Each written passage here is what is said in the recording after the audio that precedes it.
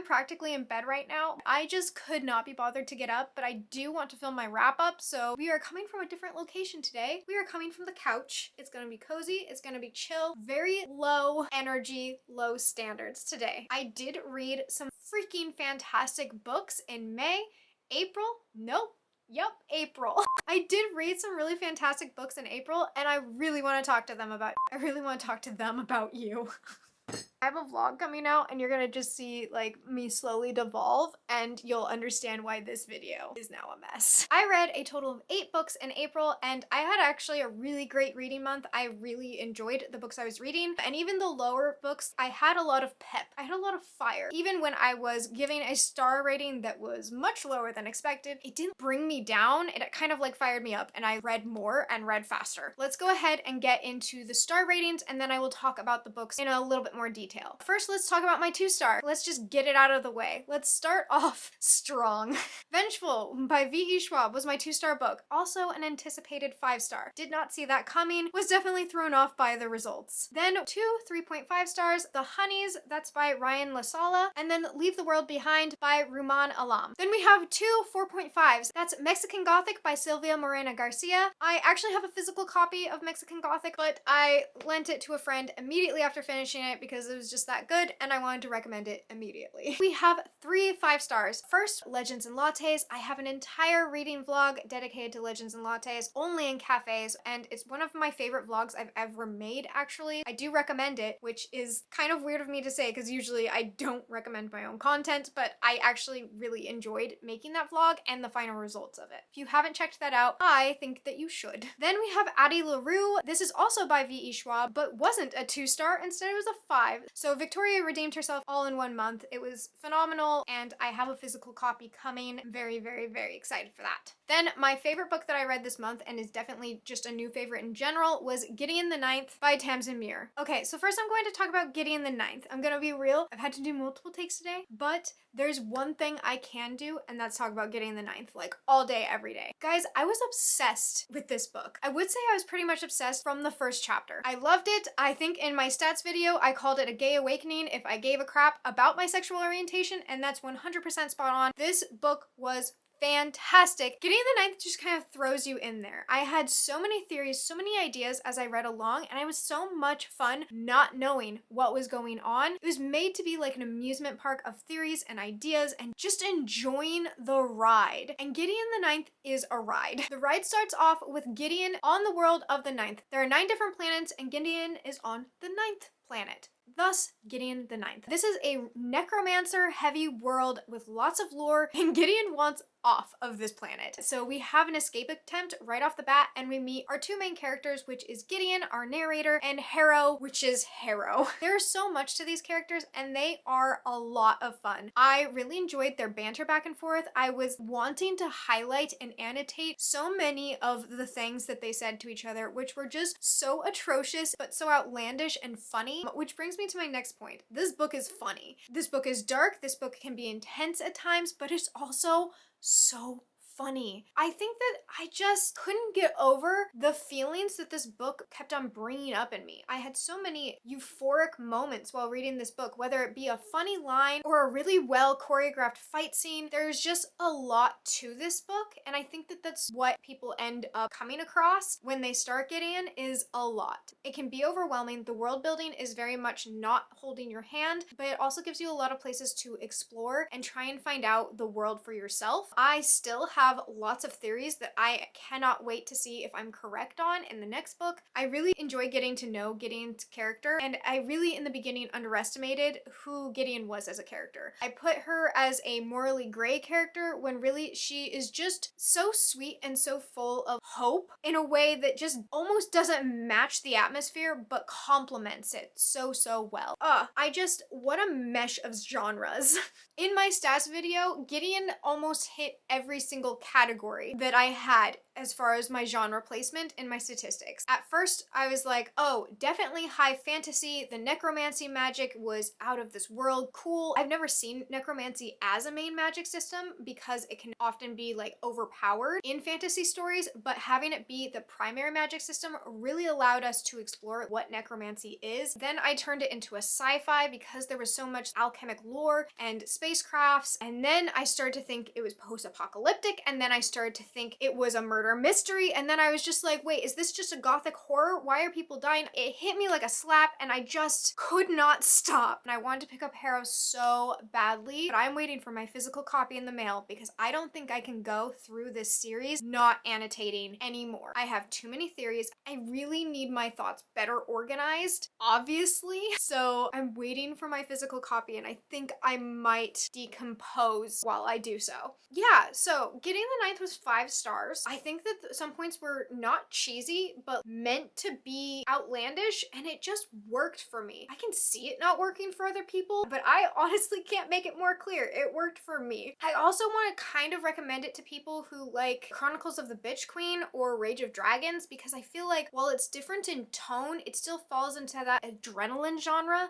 I don't know how to explain it, but it's almost like a badass himbo character is the main character, and the atmosphere and lore just draws you in. I don't know if that made any sense, so I'm gonna move on to my next book, which was Addie LaRue. I had been told by just about everyone on BookTube that Addie LaRue was fantastic, so when the Libby app gave it to me 4 weeks early at the end of April, I just picked it up and went for it. I was like, I got 3 days. Let's see what this is all about. It's all about a lot. Addie LaRue is a very heavily talked about book on BookTube, so I'm not going to give it as much time as I give some of these other books, but I do have to give it credit for pulling on my heartstrings, being compelling and interesting and heartfelt. I felt like there was a lot of soul put into this book, which is ironic because Addie LaRue is about a girl who makes a deal with the shadows for her soul in order to get more time on this earth and ends up being unmemorable. This magic system and this deal bargain has so many different hidden layers to it that I didn't quite realize how creative the curse was until seeing it play out, and just how incredibly cruel it was. I really enjoyed the dual perspective. There is 2 perspectives in this book, and I enjoyed both of them equally. I thought it just had a gorgeous ending and a lot of really slow, drawn out moments. I felt like I savored Addie LaRue. I actually finished it at the beginning of this month, but I am counting it as an April read because I don't have time for that mess. Counting it as April, I read it most of the way through April and then finished it like right before work on a Tuesday. Ended up going to work sobbing, so that was a bad idea. Addie LaRue was not.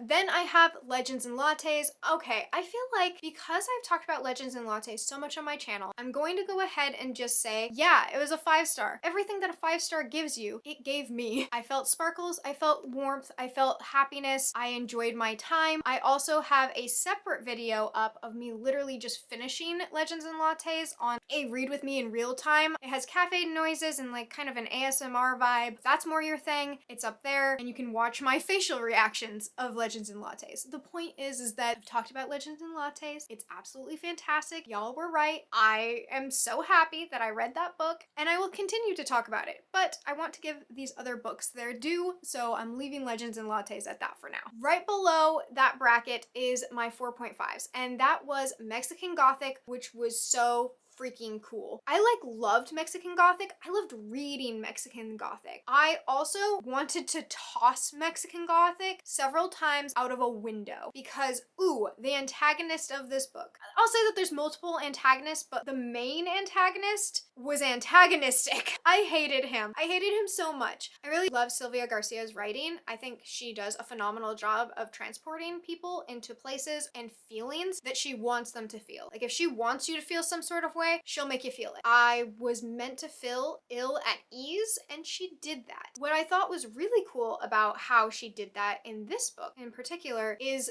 the main character in Mexican Gothic is freaking cool. Like, she's chic. She is confident. She is competent. And having someone that cool, that competent, well-rounded, and like level-headed be terrified me. Having her in moments where she felt so uneasy, and then then you throw in the fact that terrifying things are actually happening and you're just doubly terrified. It was really freaking good. I only took off a half star for the ending just because after the initial cathartic moment, the actual action climax moment was phenomenal. It was just the aftermath where it's like, oh, this is where they are now. It just didn't click for me, and I don't know, it kind of took something away. The last feeling I felt was not all of the other feelings I felt through the entire book. So I settled on a 4.5 in my mind, and that's where it stayed so far, so I'm gonna keep it there. Then there was Nothing to See Here. Nothing to See Here was wholesome and sweet and lovely and funny. Nothing to See Here is about a girl who goes to a boarding school and makes a friend. Her friend is super affluent. Her family is in like politics. They grow apart after a really sketch interaction happens, but they continue to talk through letters. And then one day her friend reaches out to her and says that she needs her help because she is now the stepmom to two children who spontaneously combust. The main character then goes to be the governess, or essentially like nanny,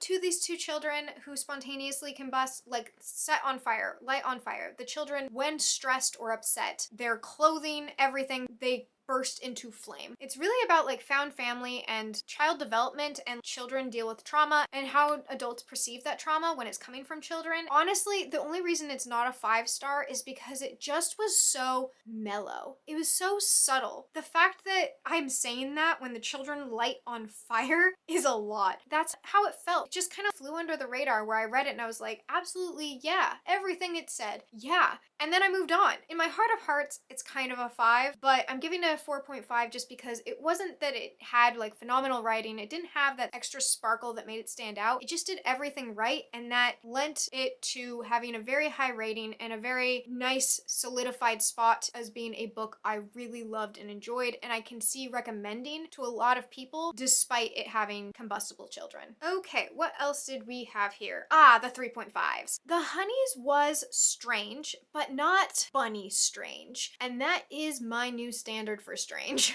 I really liked the gender representation. It had a gender fluid character, which is something I actually really relate to and I appreciated having on page. It had a couple zingers in there and one-liners that I just felt like hit, right there. It was perfect. It was fantastic. It lost itself in the middle. We have our main character and their sister dies, and they are trying to better understand their sister's death, and by doing so, they go to the summer camp that their sister was at in order to get some answers from the girls that their sister was hanging out with. Girls are very strange, very cult-esque. That's where kind of I think the bunny vibes are coming from, and you get summer camp vibes, which is always fun for me. I love a good summer camp, but I just felt like I kind of lost the middle. I didn't know where the story was going, and then when it finally recentered and found itself, I was surprised, but not in a necessarily good way. Trite? I want to use the word trite, and I feel like that brings down the vibe of how I felt about this book initially. The first half of this book I really, really liked. It's not so as unmemorable to be a 3-star for me, but it's definitely not 4-star quality because I just felt like it got so lost in the weeds, and I didn't find the twist to be incredibly tactful or thoughtful, and I can just see how it might leave a sour taste in some people's mouth. Sometimes I was having a really good time, sometimes it was a little not so good. We're in the middle, which is also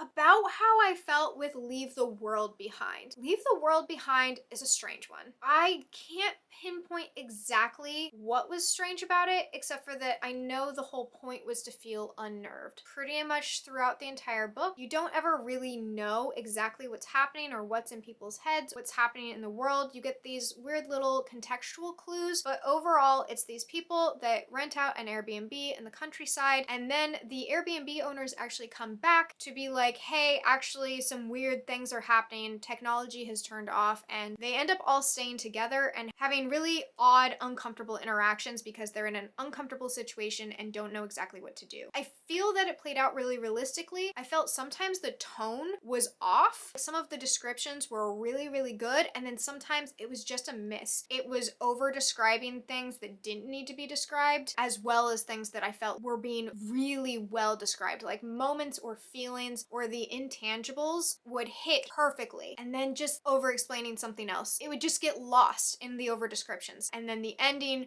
I can see just pissing a lot of people off. I wasn't pissed off, I kind of saw it coming based off of the entire book I was reading. I can see it being upsetting. I don't know even how I felt about the ending. I felt fine. My world wasn't torn apart. I'm curious to know if you've read this book. How did you feel about it? Did you like it? I can just see it being polarizing, and I'm really actually excited for the adaptation because I think that the adaptation might do something incredibly different and interesting with it. Then finally, let's just get it done and over with. Vengeful by V.E. Schwab, the sequel to a 5-star book for me, which was Vicious by V.E. Schwab. This duology is really well known, touted as being one of the duologies. Like, you got Six of Crows and you've got the Villains duology, and I am so let down by Vengeful.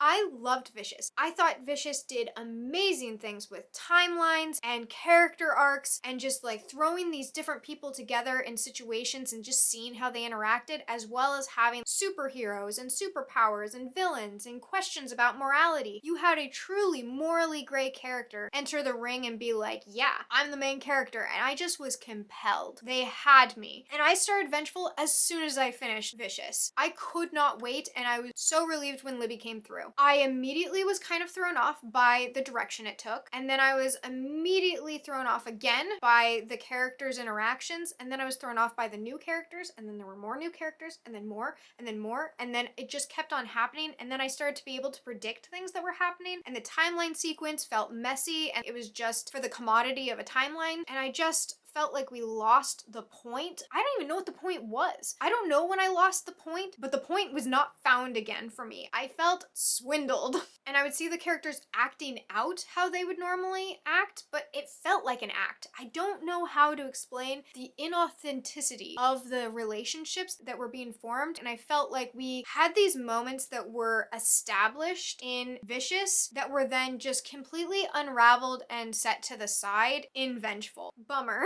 But I am going to now just pretend that Vicious is a standalone. That's a 5-star standalone for me. I really enjoyed it, and this reading month gave me Gideon the Ninth, so I'll never complain about this reading month. This is the month that I read Gideon the Ninth. I felt like this reading month was really well-rounded. I felt like I got some grit from my 2-star. I found some new favorites, which always makes the reading month worth it, no matter what else I give out. I had some middle-of-the-road books that I think would be someone else's special favorite book that I can't wait to recommend to people. Overall, this was a really great reading month, and I am really happy that I had it, and I'm really looking forward to next month to see what else I'll be reading, because Gideon the Ninth was a home run hit, and it was a promise book. So if you have any recommendations to give me, I would love to have them. Leave me a comment down below if you think I might like it, or even if you think I don't. I didn't know if I was going to love Gideon the Ninth, but I absolutely did, and I probably wouldn't have picked it up for some time if it hadn't have been one of my promise books. So please feel free to leave me a recommendation below. I'm always happy to add it to my promise jar, but whether you do or not, I hope you're enjoying the sun or more stars wherever you are, and until next time, bye!